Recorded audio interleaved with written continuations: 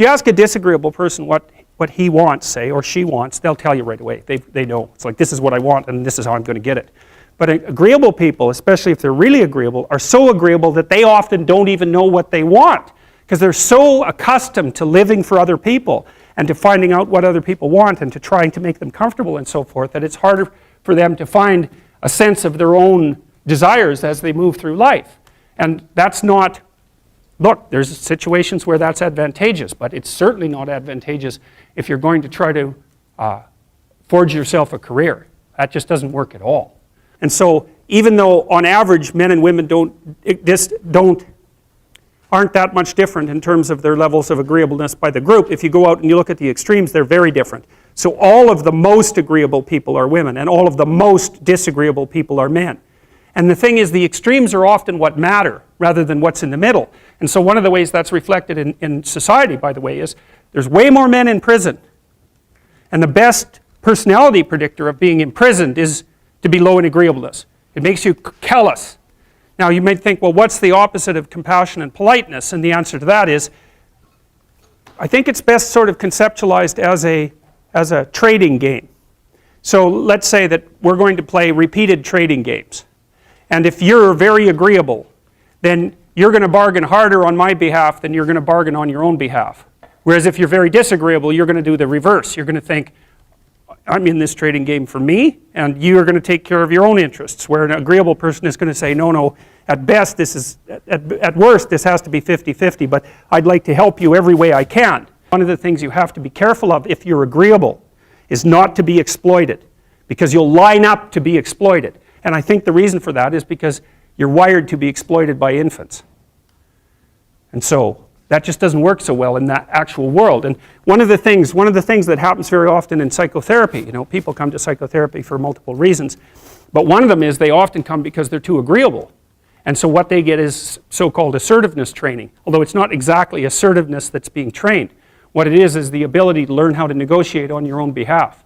And one of the things I tell agreeable people, especially if they're conscientious, is say what you think. Tell the truth about what you think. There's going to be things you think that you think are nasty and harsh. And they probably are nasty and harsh, but they're also probably true. And you need to bring those up to the forefront and deliver the message. And it's not straightforward at all, because agreeable people do not like conflict. Not at all. They smooth the water. And you can see why that is in accordance with the hypothesis that I've been putting forward. You don't want conflict around infants. It's too damn dangerous. You don't want fights to break out. You don't want anything to disturb the relative peace.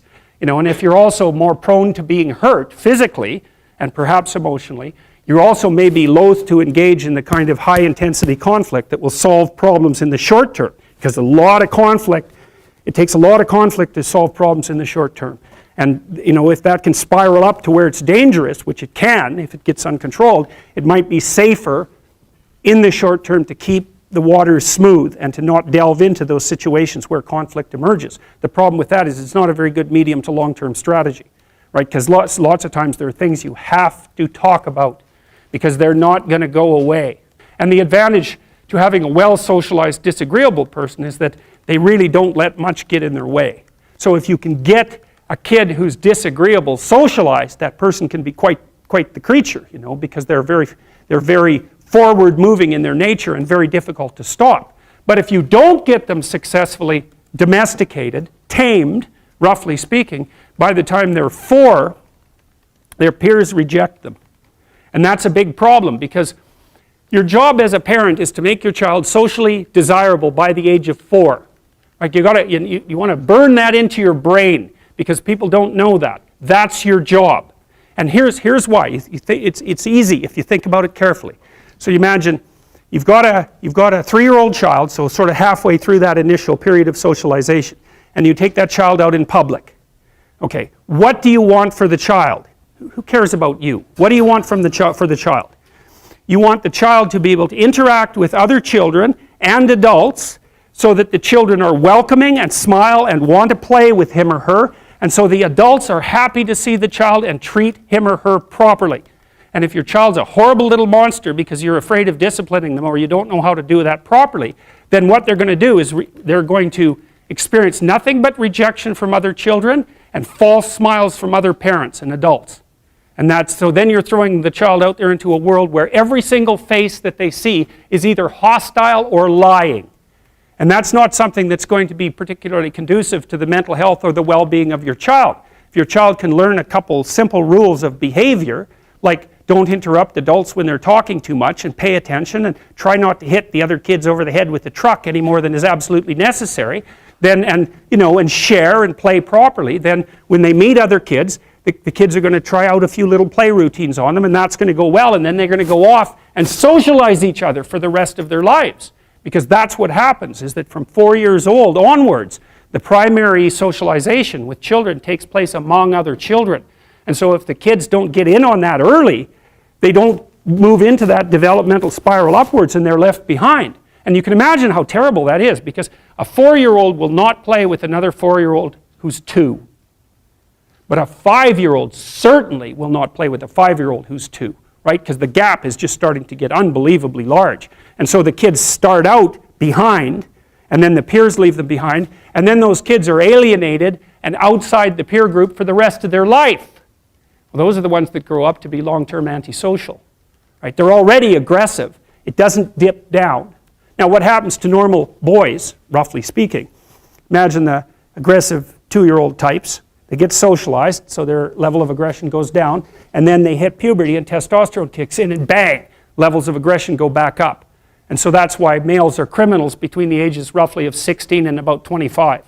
So, and it matches the creativity curve, by the way. It's so cool. If you look at the spike of creativity among men, 16 to 25, then it starts to go down. Criminality matches that absolutely perfectly. So that's quite cool. So, and so the testosterone levels raise the average level of aggression among men. It's more dominance than aggression, actually, and testosterone is by no means all bad. And then it starts to decrease at about age 25 or 26, which is usually when men stop staying up late at night, stop drinking as much, develop a full-time career, and take on the burdens and responsibilities and opportunities that are associated with a long-term partner and family. And so, well, so that's the development of what I would call predatory aggression, because I also think that the agreeableness distribution is probably something like predatory aggression versus maternal sympathy. It's something like that. So if you look at other mammals that are predators, because we're predators as well as prey animals, if you look at other animals like bears, the male bear has absolutely nothing to do with the raising of the infants. In fact, the female bears will keep the male the hell away because he's likely to kill the infants and maybe even to eat them. So there's no maternality at all in solitary male mammalian predators. It's really useful to investigate the viewpoints of people who have opposing views to yours. Because they'll tell you things, not only will they tell you things you don't know, they'll also tell you how to see the world in ways that you don't see it. And they'll also have skills that you don't have, that you could develop. So for example, if you're an introverted person, it's very useful to watch an extroverted person, because the extroverted person has ways of being in the social world that aren't natural to you, that you can use to improve your toolkit. And if you're disagreeable, one of the best things to do with disagreeable people, especially if that's alienating them from other people, for example, because it can, people treat you like you're a selfish, arrogant son of a, maybe that's because you are. It's like, okay, so what do you do about that? One of the most promising treatments, let's say, for that is get the person to do something for someone else once a day, just as a practice, and learn how to do it. Maybe you can wake the circuit up, if you think that it's lying dormant in you, which is probably right. I think we have a very wide range of propensities within us. Some are switched on, genetic propensities. Some are switched on, but I think that if you put yourself in the right situation or walk yourself through the right exercises, you can switch some of these other things on as well. But it takes work and dedication and discipline. I would say, generally speaking, if you want to adapt yourself properly to life, you should find a niche in the environment that corresponds with your temperament. Right? You shouldn't work at cross purposes to your temperament because it's just too damn difficult. But having done that, then you should work on developing the skills and viewpoints that exist in the space opposite to your personality, because that's where you're fundamentally underdeveloped. And that way I think you can extend out your temperamental capability across a wider range. And to me that's roughly equivalent as bringing a richer toolkit to each situation. You know, so if you're hyper extroverted, you should probably learn to shut up at parties now and then and listen just to see what's going on, to see if you can manage it, you know. And if you're introverted, well, then you should learn how to speak in public and to learn how to go to parties without hiding in the corner and saying nothing to anyone. You know, and if you're agreeable, then you need to learn how to be disagreeable so people can't push you around. And if you're disagreeable, you need to learn how to be agreeable so that you're not an evil son of a bitch. So, and the same thing applies even in the conscientious domain. It's like if you're too conscientious, you need to learn to relax and let go a little bit. And if you're unconscientious, it's time like, get out the Google Calendar, man, and start scheduling your day, right? And beat yourself on the back of the head with a stick until you're disciplined enough so that you can actually stick to something for some length of time and not living in absolute squalor, which is something that would characterize someone who's very disorderly, for example, because they don't notice. It doesn't bother them, disorder. It's like, maybe they can see it, but it doesn't have any emotional valence, and so it doesn't have any motivational significance.